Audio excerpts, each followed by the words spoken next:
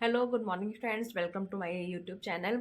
तो अब मैं आपको एक ऐसी सीरीज़ लेके आई हूँ जिसमें आपको पता चलेगा कि first trimester, second trimester and third trimester में आपकी बेबी की क्या-क्या ग्रोथ होती है एंड आपके अंदर क्या-क्या सिम्पटम्स आते हैं। तो इस वीडियो में हम बात करते हैं कि आपके फर्स्ट ट्राइमेस्टर में यानी कि फर्स्ट वीक से लेके 12th वीक तक आपके अंदर क्या-क्या चेंजेज़ आएँगे, क्या-क्या सिम्पटम्स आएँगे एंड आपकी बेबी का क्या-क्या ग्रोथ होगा। तो सबसे पहले हम बात करते हैं हमारे फर्स्ट से लेके फोर्थ वीक तक। ये टाइम होता है जब हमें अभी पता नहीं चलता होता है कि हम प्रेग्नेंट हैं या नहीं है और हमारा अभी पीरियड भी मिस नहीं हुआ है। ठीक है, तो हम चलिए शुरू करते हैं। तो जस्ट एग्जांपल, मेरा पीरियड आज 1 जनवरी को मेरा पीरियड आया है। नेक्स्ट हम वेट करेंगे 1 फरवरी तक। अगर 1 फरवरी को हमारा पीरियड मिस हो जाता है और हम टेस्ट करते हैं, टेस्ट में पॉजिटिव रिजल्ट आता है तो हमें पता चलता है हम प्रेग्नेंट है। तो इससे पहले जो हमारे जो 4 वीक निकले हैं वो हमारे मतलब 4 वीक होते हैं, वो हमारे 4 वीक कैलकुलेट हो चुके हैं हमारे प्रेगनेंसी के टाइम में। ये तो हो गया आपके 4 वीक्स।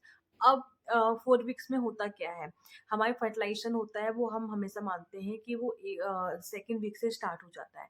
ठीक है, सेकेंड वीक से आपका होता ये है कि हमारी ओवरी होती है, एक टाइम में एक ही एग रिलीज करती है। कभी कभी ऐसा होता है कि वो एक बार में 2 एग रिलीज कर देती है। अगर उन 2 एग को 2 स्पर्म मिल जाते हैं तो वहाँ फर्टिलाइजेशन हो जाता है और 2 स्पर्म से 2 जाइगोट बनते हैं और वो जाइगोट ही बेबी होते हैं। वो आपकी यूट्रस लाइन पे आके चिपक जाएंगे और 2 अलग-अलग बेबी ग्रो होना शुरू हो जाएँगे। ये आपकी ट्विन्स प्रेगनेंसी होती है। ये एक एक वन केस पे होता है। सेकंड केस में क्या होता है कि आपके अंदर से एक एग रिलीज़ हुआ है, वो एक स्पर्म के साथ मिलके फर्टिलाइज़ेशन होगा और फर्टिलाइज़ेशन होने के बाद 2 अलग-अलग बेबी पे कन्वर्ट हो जाएँगे, 2 अलग-अलग बेबी हो जाएँगे।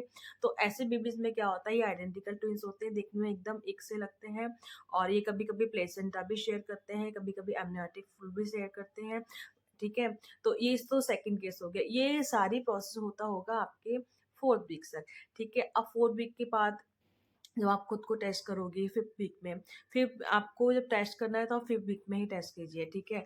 और डॉक्टर के पास जाने के लिए 6 वीक्स एकदम सही होता है, क्योंकि तब तक काफ़ी कुछ चेंजेज़ हो जाते हैं कि आपको रिपोर्ट जो है एकदम सही दिखाई देती है। तो अब हम बात करते हैं कि हमारे 5वें हफ्ते से लेके 8वें हफ्ते तक क्या-क्या चेंजेज़ होते हैं। तो चेंजेज़ की हम बात करते हैं तो कभी-कभी किसी-किसी केस में उन लोगों को वॉमिटिंग, नॉज़िया, वीकनेस, है ना? ये सब चीज़ें होना बहुत जल्दी शुरू हो जाता है, क्योंकि ट्विन्स प्रेगनेंसी में क्या होता है, एससीजी लेवल इतना ज़्यादा हाई होता है कि ये सारे सिम्पटम्स किसी-किसी के अंदर आ सकते हैं। ठीक है? और आपकी यूरिनेशन, आप बार-बार आपको यूरिन जाने का मन करेगा, बार-बार यूरिन आएगी आपके अंदर। तो ये 4 जो सिम्पटम्स हैं ना, ये हमारे 5th से लेके 8th वीक तक आ सकते हैं। अगर हम बात करते हैं कि बेबी का डेवलपमेंट क्या होता है 5th से 8th वीक तक, तो बेबी का हार्ट बनना शुरू हो जाता है ना, हार्ट बनना शुरू हो जाता है, स्पाइनल कॉर्ड, रीढ़ की हड्डी बनना शुरू हो जाती है, मतलब उसको शेप लेना शुरू कर देते हैं और बेबी के अंदर हार्ट बीट आ जाती है 6 वीक से। ठीक है? तो बेबी के अंदर अंदर हार्ट बीट आती है तभी हम श्योर होते हैं, डॉक्टर हमको श्योर करती है कि आपके अंदर प्रेगनेंसी है। ठीक है? अब इसी रिलेशन में क्या होता है, बेबी के छोटे-छोटे लेग है ना, लेग एंड हेड होते हैं ना, वो शेप लेना शुरू कर देते हैं, है ना? और इसके साथ-साथ में स्पाइनल कॉर्ड हो गया, बेबी का हार्ट हो गया, बेबी के लिम्ब्स हो गए, बेबी के लेग और दोनों हैंड होते हैं और इसके अलावा भी जो छोटे-छोटे ऑर्गन जैसे लंग्स हो गए, लंग्स वगैरह जो होते हैं और ऑर्गन मतलब अपनी-अपनी शेप लेना शुरू करते हैं, मतलब उनको आगे बढ़ना, मतलब उनकी शेपिंग हो शुरू हो जाती है 8 वीक तक।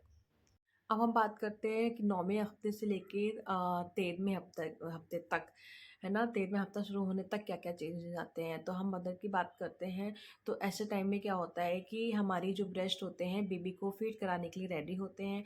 थोड़ा उनके अंदर मतलब ब्रेस्ट का साइज़ बढ़ना शुरू हो जाता है, तो ऐसे टाइम पे आपको ज़रूरत होती है कि आपको एक साइज़ बड़ी ब्रा आपको आपके लिए उसकी शॉपिंग करना शुरू कर देना चाहिए।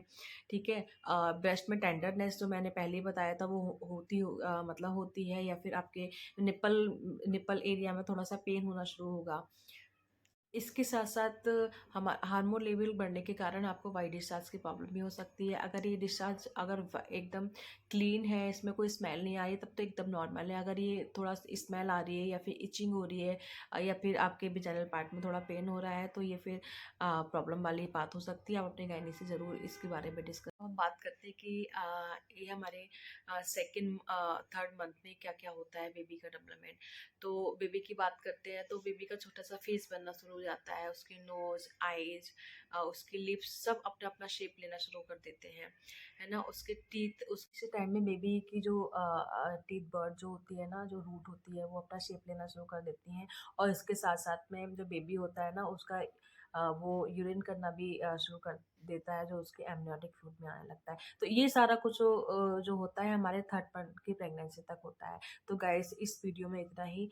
आपको मतलब पता चल गया होगा कि हमारे तीसरे महीने तक, जब हम 3 महीने तक की प्रेगनेंसी होती है, उसमें हमारा बेबी ने कितना ग्रो किया है।